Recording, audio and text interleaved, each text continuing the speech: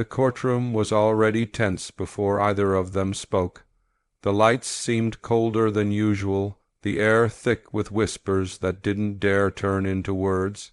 At the center of it all sat Judge Brett Kavanaugh, posture perfect, eyes unmoving, a symbol of control so sharp it almost seemed humanless. Across from him, Congresswoman Jasmine Crockett rose from her seat, like she had been waiting her entire life for this exact moment. The folders in front of her were neat, but her voice when she began was anything but restrained. "Your Honor, before we begin, I'd like to ask a simple question." "Proceed," Kavanaugh said, his tone calm, measured, but edged with warning. "Can a biased judge," she said, each word deliberate, "ever deliver fair justice?" The question hung in the air. The audience shifted uneasily. Kavanaugh's jaw tightened. "That's a loaded question, Congresswoman," he replied. Bias is a word used far too easily in today's world. Every judge is accused of it the moment someone disagrees with a ruling. "So disagreement equals bias," she shot back. "Or are we pretending bias doesn't exist as long as it wears a robe?" A flicker of irritation passed through his expression. "Judges take an oath, Ms. Crockett. We don't serve politics, we serve the Constitution." "Then explain," she countered, "why the Constitution feels different depending on who's in power." The room stirred. Kavanaugh glanced toward the gallery, then back at her. "You're making this political?" "No," Crockett said. "I'm making it human." The silence that followed was electric. Even the cameras seemed to hesitate before recording the next moment. "Justice," she continued, "isn't blind, Judge. It's selective. It looks away when power enters the room, and when the judge has a history tied to that power, the verdict isn't justice, it's performance."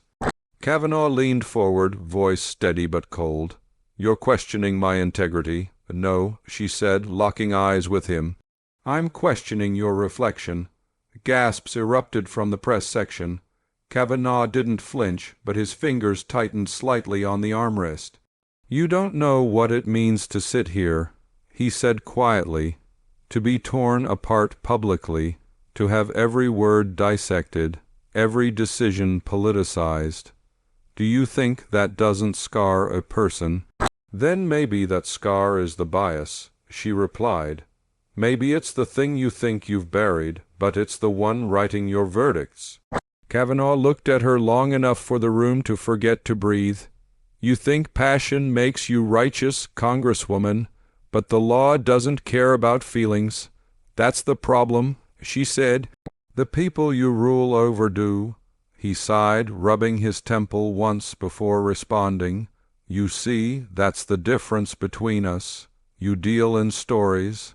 I deal in facts." "Facts," she said, stepping closer, "are chosen by who gets to tell them. And right now, that's you." The courtroom murmured again, and Kavanaugh's patience visibly thinned. He adjusted his tie, a subtle sign of discomfort. "This hearing isn't about personal attacks, Congresswoman. No," she said firmly. "It's about accountability. And accountability feels like an attack when you've never faced it before." He leaned forward, eyes narrowing. "You think judges like me live without scrutiny. Scrutiny isn't the same as consequence," she said. "You survive both because you're shielded by the very system you're supposed to police." His expression hardened. "Do you believe I make rulings to serve myself?" "No," she said. "I believe you make them to protect a version of justice that only works for people like you." He sat back, his silence louder than his words. For a few moments the courtroom felt like a battlefield of breathing. Then Kavanaugh broke the stillness. "Tell me, Congresswoman, what qualifies you to question the judiciary?"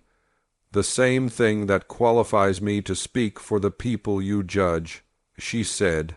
"I've seen what your rulings look like in real life. They're not paragraphs. They're prison cells. They're ruined lives. They're mothers at rallies holding signs that no judge ever reads." His voice rose slightly, the control beginning to crack. And yet you'd rather burn the institution than trust it to evolve. Because it doesn't evolve, she said. It waits, it watches, it excuses itself in Latin. The crowd murmured again, some laughing quietly, others whispering in awe. You sound angry, Kavanaugh said. I am, Crockett replied, but at least my anger has a purpose. Yours hides behind formality. He smiled faintly, a cold curve of his lips. Emotion makes poor law, Congresswoman, and detachment makes cruel justice, Judge. Their voices collided like thunder and lightning, each strike louder than the last, each word sharper than the one before it. Kavanaugh stood slightly, leaning against the bench, his authority pushing against her defiance. You accuse me of bias, but what about yours? You walk into this room with a headline already written. You want to expose me, not debate me. If the truth exposes you, she said evenly, maybe it's not the headline that's the problem. The audience gasped again, the tension almost unbearable now. You think I'm blind to pain, Kavanaugh said, his tone softening but carrying weight. You think I don't see the lives behind the cases, every sentencing, every ruling. I carry them. I just don't turn them into speeches. And that's why we're different, she said. Because I believe silence is complicity. If you see injustice and say nothing, you become part of it. He paused. The conviction in her voice lingered between them. You want judges to be activists, he said finally. That's not justice, that's chaos. No, she said, I want judges to be human. The line hit him harder than he let show. His eyes faltered for a second, just a second, before regaining composure. You think humanity belongs in a courtroom. If it doesn't, she said softly, then what's left? For a moment Kavanaugh said nothing. The weight of that question filled the space like gravity. You think justice is supposed to feel good? He said finally, it's not, it's supposed to be fair. And you think fairness exists without empathy? She replied, it doesn't. It's not fairness if the same people always end up losing. He stared at her, silent, the edges of his certainty starting to blur. So what do you want? He asked. A system that bends for emotion, that chooses compassion over consistency. I want a system that remembers compassion is consistency, she said. If the law can't adapt to the people it governs, it doesn't serve justice. It serves power. The judge's eyes darkened, not with anger, but thought. You speak like reform is easy. It's not supposed to be, she said. It's supposed to be necessary. The clock on the courtroom wall ticked loudly in the pause that followed. Kavanaugh's voice dropped lower. You think I don't care. You're wrong. I care so much it hurts. But caring doesn't change the law. It only changes the person holding the gavel, and that's dangerous. Crockett's reply came quietly, but it hit like a truth no one wanted to admit. Then maybe we need judges who are brave enough to be dangerous. For the first time, Kavanaugh's eyes softened, less judge, more man. He looked at her like someone recognizing a reflection they didn't expect to see. You're not afraid of losing, are you? He asked. Not when truth's on my side, she said. He nodded once, almost imperceptibly. Then you're either the bravest person in this room, he said, or the most reckless. Maybe both, she replied, stepping closer. But at least I'm honest about which side I'm on. The air trembled with silence. No gavel struck. No order restored. It wasn't needed. Something heavier than law had taken over the room. And as their eyes locked for one final moment, there was no clear victor, only the sound of truth being spoken out loud in a place that wasn't built to hear it. The air hadn't moved since the last word was spoken. The audience sat frozen, the press unsure whether to breathe or record. Judge Kavanaugh's eyes lingered on Jasmine Crockett for a long moment. his authority hanging like a curtain between them, thin, trembling, ready to tear. Then he spoke. "You've made your point, Congresswoman, passionate, eloquent, but misplaced. Justice isn't a weapon, it's a scale. The moment one side starts tipping it with emotion, the balance is lost." Crockett didn't flinch. "And who built that scale, Judge? Who decided what weighs more, truth or tradition? Because from where I stand, it's been unbalanced for a long time." The judge adjusted his glasses, steady but irritated. "The scale was built on law. You might not like the outcome, but that doesn't make it corrupt." "Then why do the same people keep ending up on the losing side?" she said, her tone cutting through the room like a blade through quiet. Kavanaugh's jaw flexed. "You're simplifying decades of complexity into slogans." "No," she said, stepping forward. "I'm simplifying what people live every day. You don't have to visit a prison to understand that justice favors the privileged. You just have to pay attention." The audience murmured low, uneasy agreement mixed with tension. Kavanaugh raised a hand, restoring silence, but his authority felt thinner now. "If justice favors anyone," he said, "it's because the system reflects society's imperfections. Judges don't create that imbalance. We work inside it. And that's the problem," she said. "You keep calling injustice a system flaw instead of naming it for what it is, a choice." Kavanaugh's lips tightened. "So you think every decision I've made is a choice to oppress someone? I think every decision you've made is a reflection of who the system protects," she replied. "And that mirror is cracked." He leaned back, folding his arms. "You're talking like justice is a feeling. It's not. It's a discipline. It's a discipline that forgot its purpose," she said. "You hide behind procedure because empathy scares the powerful." For a split second, something flickered across Kavanaugh's expression, recognition, maybe guilt, but he blinked it away. "Empathy doesn't change facts." "No," Crockett said quietly, "but it changes truth." He hesitated, caught between instinct and understanding. "There's only one truth, the one the law recognizes. Then the law's definition of truth is too small." That silenced him. Cameras zoomed in, trying to catch the moment his certainty cracked. He cleared his throat, returning to composure. "Congresswoman, you speak of empathy as if it's an answer, but empathy can't write verdicts, it can't sign legislation, it can't hold up in appeal courts, neither can indifference," she said. "But that's never stopped you." The words hit like a hammer, not shouted, just honest. The judge's eyes narrowed. "Careful. You can threaten decorum," she said, "but not the truth." He leaned forward slightly. "You think you understand truth because you've seen pain, but pain doesn't make you right. It only makes you louder, and silence doesn't make you fair," she fired back. "It just makes you comfortable." The crowd erupted, whispers, gasps, the shuffle of people trying to contain emotion. Kavanaugh's voice rose slightly, for the first time betraying frustration. "You think justice can survive if every ruling is questioned, every judge doubted? The whole system collapses if we turn this into a trial of character." "Maybe it should," Crockett said. "Maybe character is exactly what should be on trial." The judge stood now, both hands on the bench, his tone hardening. "You want chaos, Congresswoman. You want every decision to depend on who screams loudest, who cries hardest." "No," she said, standing her ground. "I want every decision to remember who bleeds when it's wrong." The silence that followed felt alive, heavy, pulsing, filled with something bigger than both of them. He exhaled slowly, his voice lower. "You don't know what it's like to carry this weight.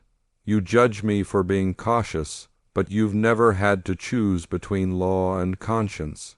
"That's where we're different," she said. "I don't see them as separate." "Then you're naive, and you're numb," she replied softly. He froze, the crowd leaned in. Crockett took a slow step forward. "You talk about scales and balance. But tell me, when you go home and close your eyes, do you really believe you're neutral? Or do you ever wonder if the robe just makes it easier to hide?" His throat tightened. He didn't answer right away. "You think wearing this robe shields me," he said finally, "but it isolates me. Every word I say is weighed, every emotion dissected. You think I have freedom here. I'm chained to expectation, just like you are to your cause." "Then break it," she said. "Be more than the role they gave you." He shook his head. "That's not how the system works."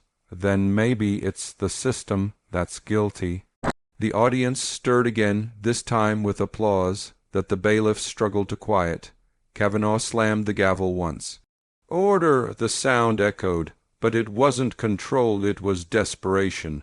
Crockett didn't move. Her voice came softer now, almost compassionate. "You call it order because chaos scares you, but maybe chaos is just honesty without disguise." He looked at her, really looked this time, not as an opponent, but as someone who had touched a truth he couldn't unhear. "You're dangerous, Congresswoman," he said finally, "because you believe conviction equals correctness." "And you're dangerous," she replied, "because you believe neutrality equals innocence." That line struck the room like lightning. It lingered long after she stopped speaking. Kavanaugh lowered his eyes for a moment, then raised them slowly. "You want to talk about bias? Fine, everyone has it. Every person who's ever sat in this chair has carried something: faith, fear, history. But justice survives because we learn to separate what we feel from what we decide. And maybe that's why justice feels so cold," she said, "because you keep cutting out the parts that make it human." He leaned closer, his voice quieter now. "You think you want humanity and justice, but what happens when that humanity becomes vengeance? What happens," she said, "when it becomes indifference?" He didn't reply. He couldn't. The question buried itself too deep. Crockett continued, her voice trembling but strong. "You talk about the Constitution like it's sacred, but sacred things can still be wrong. They can still hurt people when they refuse to change. You think I can rewrite history from this bench?" "No," she said, "but you can stop repeating it." Kavanaugh looked down at his papers, pretending to read, but the words blurred. His confidence, once unshakable, had cracks now. "You don't understand," he said quietly. "The public doesn't want fairness. They want vengeance disguised as justice. They want blood until it's their own. Then maybe that's your job," she said, "to remind them justice isn't about punishment, it's about purpose." He paused, studying her. "You really believe that, don't you?" "I have to," she said, "because if I don't, the next child sentenced under your rulings won't have anyone left to believe for them." The crowd fell utterly still. Even the clicking cameras seemed to hesitate. Kavanaugh's hands gripped the edge of the bench. "You think I don't carry guilt. I think you've mistaken guilt for redemption," she said. "They're not the same." He stared at her, tired, exposed, human for the first time. "What do you want from me, Congresswoman?" "I want you to stop pretending neutrality absolves you," she said. "It doesn't. It only hides the bias long enough for someone else to suffer from it." He exhaled slowly. "And if I admit that, if I say I'm flawed, biased, human, does that make the system any better?" "No," she said. "But it makes you honest, and maybe that's where fair justice begins." He said nothing. His silence wasn't defense anymore. It was surrender. The clock ticked once, twice. The sound filled the void between them. Finally, Kavanaugh spoke again, his voice barely above a whisper. "You believe in truth more than law, because law can be rewritten," she said. "Truth can't." He nodded once, slowly. "You're not wrong," he admitted. "But if I said that out loud from this bench, I'd lose everything. Then maybe it's worth losing," she said. And in that moment, everything stopped. The whispers, the tension, the hierarchy. There was no Congresswoman. No judge. Just two people standing in the rubble of everything justice was supposed to be. Kavanaugh looked down at his gavel, then at her again. His voice was calm, almost resigned. You might not realize it, but you've already won something here. I'm not here to win, she said. I'm here to remind you what losing feels like when the system forgets who it's supposed to serve. Their eyes met steady, unbroken. And for the first time, Brett Kavanaugh didn't look like a judge defending a court. He looked like a man facing his own verdict. The gavel sat untouched.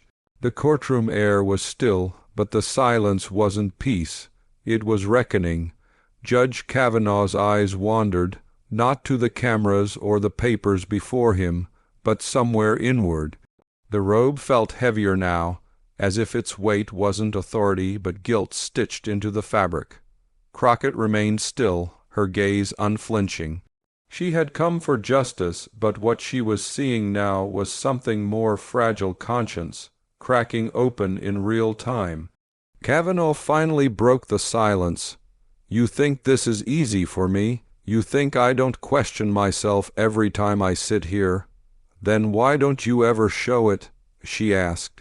The people outside this court, they don't see doubt, they see walls, because if they see doubt, he said, they lose faith in the system, or maybe, she countered, they finally start questioning the right things. He let out a short breath, half laugh, half sigh. You really think the public wants truth? No, they want validation. They want to see themselves as victims or heroes. Truth just confuses them. That's not truth's fault, she said. It's the fault of those who taught them what to believe. The crowd stirred again. Reporters exchanged glances. The judge was no longer speaking like a man of the bench. He was unraveling, shedding the layers of formality that once made him untouchable. I've seen juries destroy innocent lives, Kavanaugh said. I've seen prosecutors chase numbers instead of justice. I've seen defense attorneys quit on people because they couldn't afford to care anymore. And you're standing here telling me bias is something you can just choose to erase. No, Crockett said softly, but you can choose to confront it. He looked at her, searching her face for something, mockery, pity, maybe forgiveness, but found only resolve. Confront it how? He asked. By admitting that the justice system isn't just blind, it's deaf too, that it doesn't listen unless someone with power speaks for the powerless. Exactly that, she said, because silence doesn't protect the system. It exposes it. Kavanaugh leaned back, the chair creaking beneath him. For a moment he looked less like a judge and more like a man sitting at the edge of confession.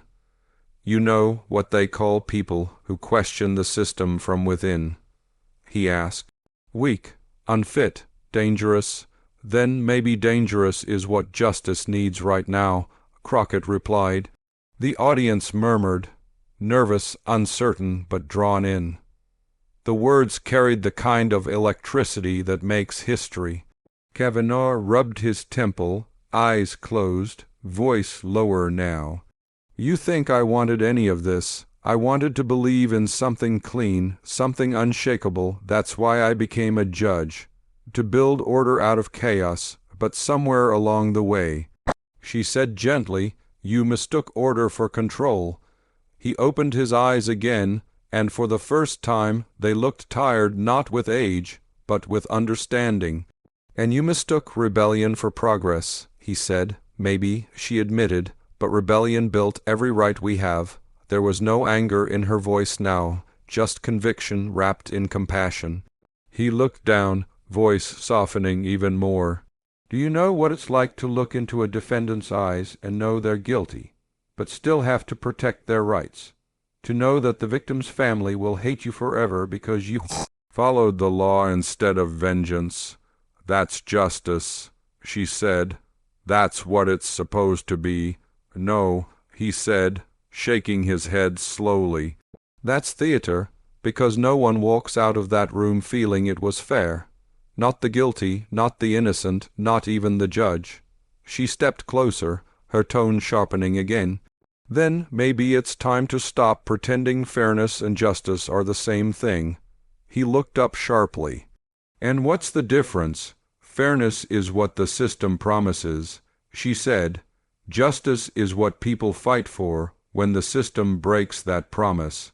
That line hung heavy in the air. The audience felt it, the cameras caught it, and Kavanaugh, he absorbed it like a wound that finally bled. He stood slowly, hands resting on the bench as he faced her directly. You're good, Congresswoman. You've turned this into philosophy, but you still haven't answered the question that started all this. Can a biased judge deliver fair justice? No, she said firmly. But a biased judge who admits his bias can start to. He blinked. It wasn't the answer he expected. You think confession fixes corruption? He asked. No, she said again, but denial feeds it.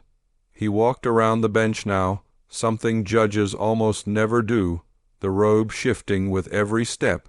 The crowd tensed as he approached her authority, meeting defiance in the same breath. So what do you want me to do, Congresswoman? Stand here and announce I'm flawed, that every decision I've ever made might have been tainted by perspective? I want you to stop pretending perspective is the enemy, she replied. Justice isn't blind.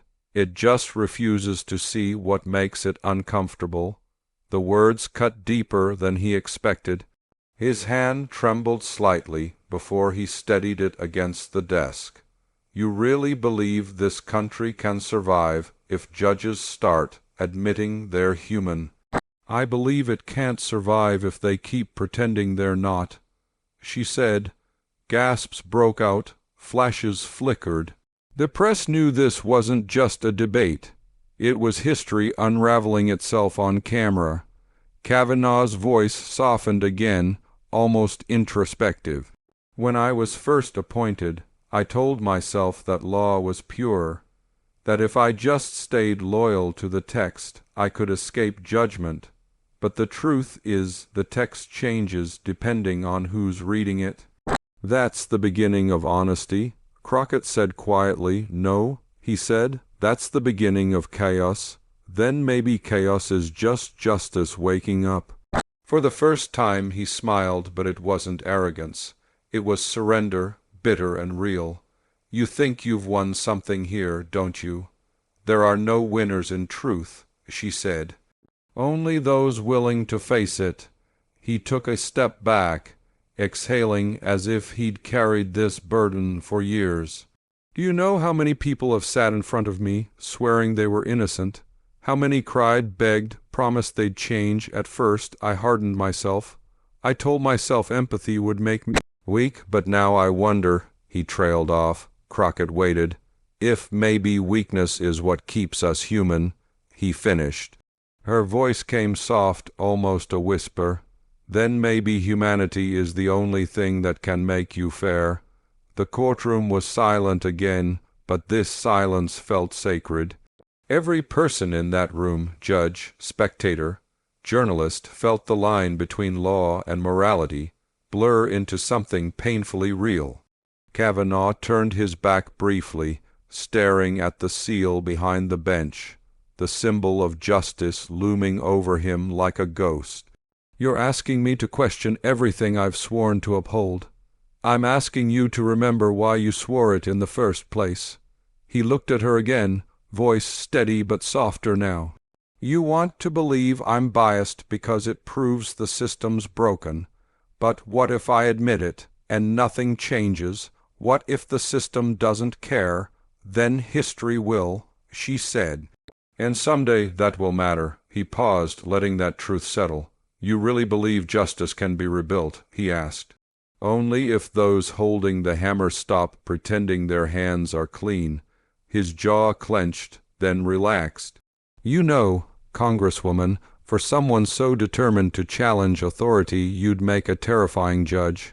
Maybe, she said with a faint smile. Or maybe I'd just make an honest one. The audience broke into quiet applause, subtle, nervous, restrained, the kind that belongs to people who have just witnessed something historic, but aren't sure they're allowed to feel it.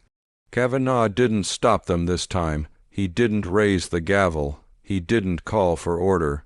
He simply stood there, watching Jasmine Crockett, watching the crowd, watching the walls of tradition tremble just enough to let a little light through.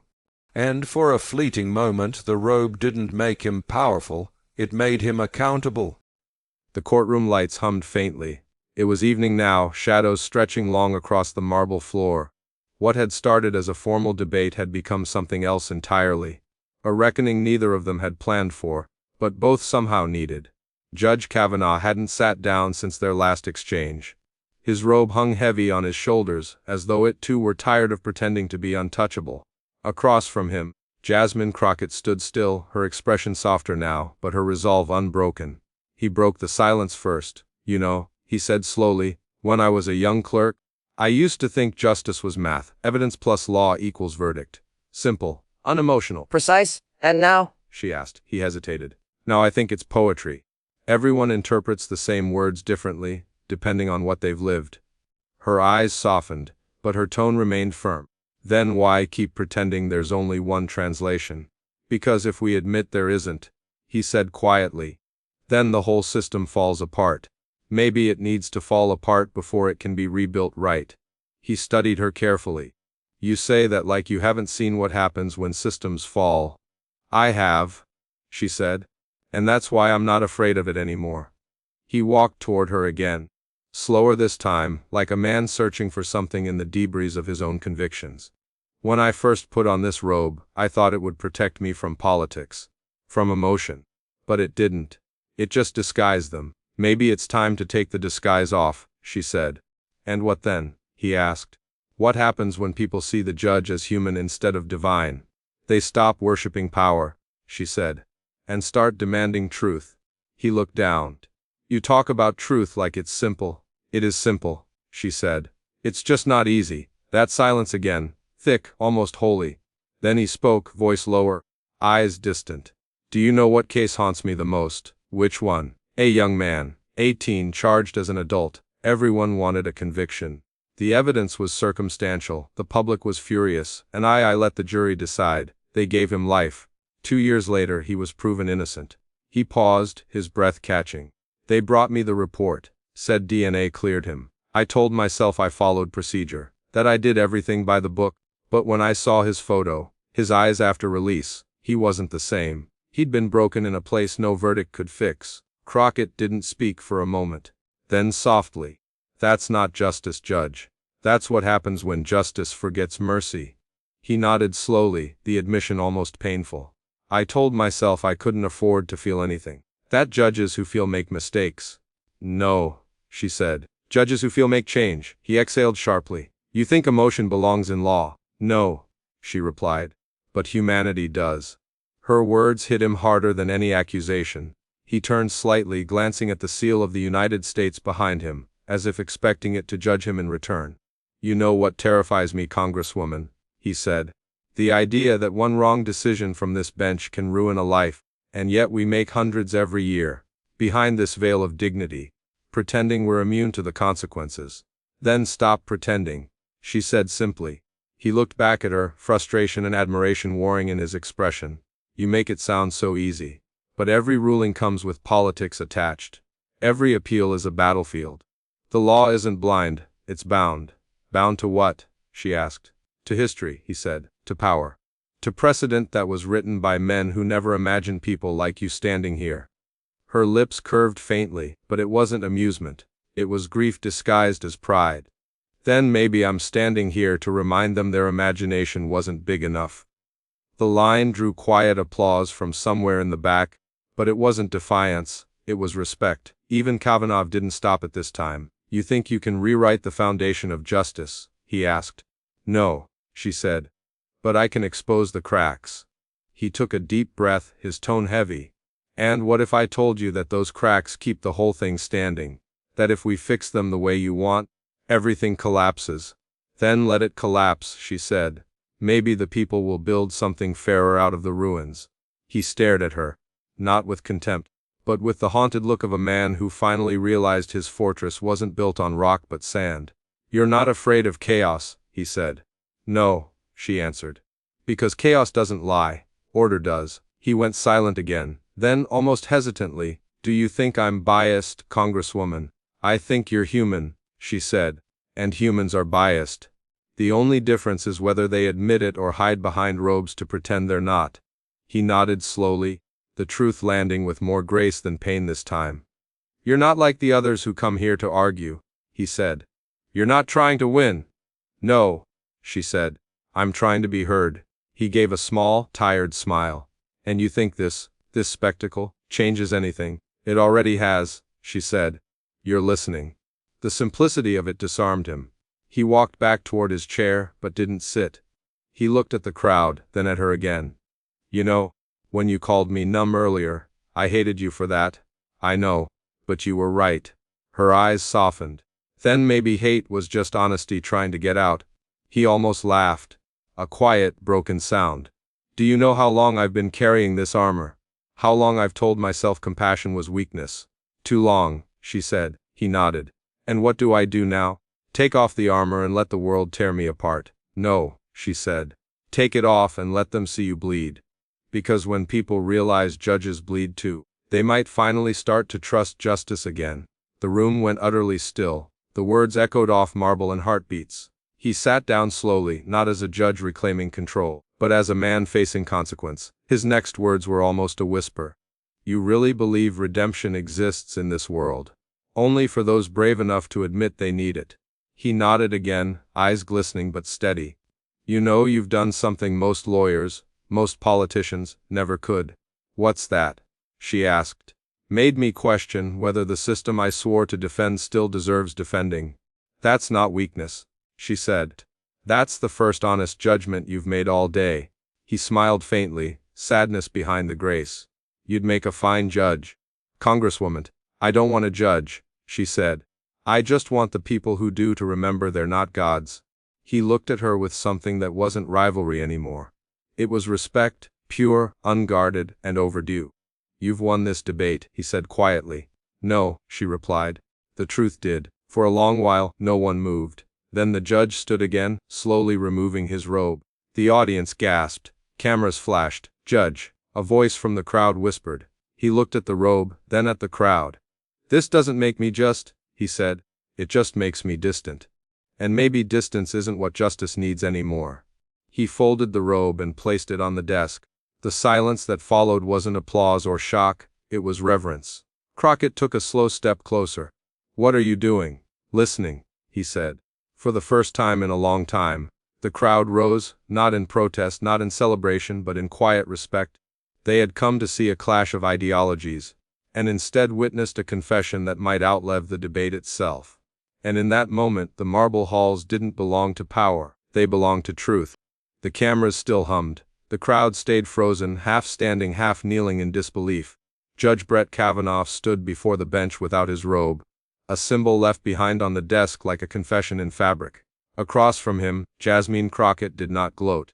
She simply watched, steady, compassionate, and unflinching, as a man unlearned what authority had taught him. He finally spoke, his voice stripped of all grandeur. I've worn that robe for decades. I thought it made me a servant of justice. But I see now, it made me a prisoner of it. Prisoners still have choices, she said. Yes, he answered. And every choice I made was weighed against fear.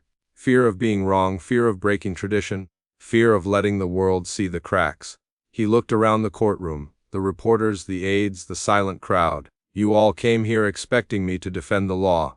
Instead, I'm standing here defending the truth I ignored. Crockett took a single step closer. Then say it, Judge. Say what you've been afraid to admit. He inhaled deeply. The weight of the moment pressed into his chest. Justice, he said slowly, isn't blind, it's terrified. Terrified of losing control. And maybe it's time it did. A soft gasp rippled through the crowd. One reporter's pen slipped from her hand. When I signed rulings, He continued, I believed I was following the Constitution. But the Constitution was written by men who never imagined the world we live in now. I used their words to silence voices that should have been heard. I called it discipline. It was cowardice. Crockett's eyes glistened. It takes courage to say that out loud. No, he said, shaking his head. It takes finally realizing silence isn't neutral. It's compliance. He turned toward the seal again, its eagle looming over him like a relic of a belief he no longer recognized. You said earlier that fairness and justice aren't the same thing. You were right. Fairness is the language of rules. Justice is the language of humanity, and I forgot how to speak it. For the first time, applause rose without restraint. The guards didn't stop it. The echo filled every corner of the courtroom. Crockett waited for the sound to fade. Then, softly, so what happens now? He smiled faintly, a weary kind of peace settling in. Now I learn again, I listen. I teach my students that law without conscience is just calculation. And bias, she asked. Bias, he said, who'sn't the flaw we fight? It's the shadow that reminds us we still have light. She nodded once, slowly. Then maybe you finally understand justice. No, he said. I finally understand people. He turned toward her fully now.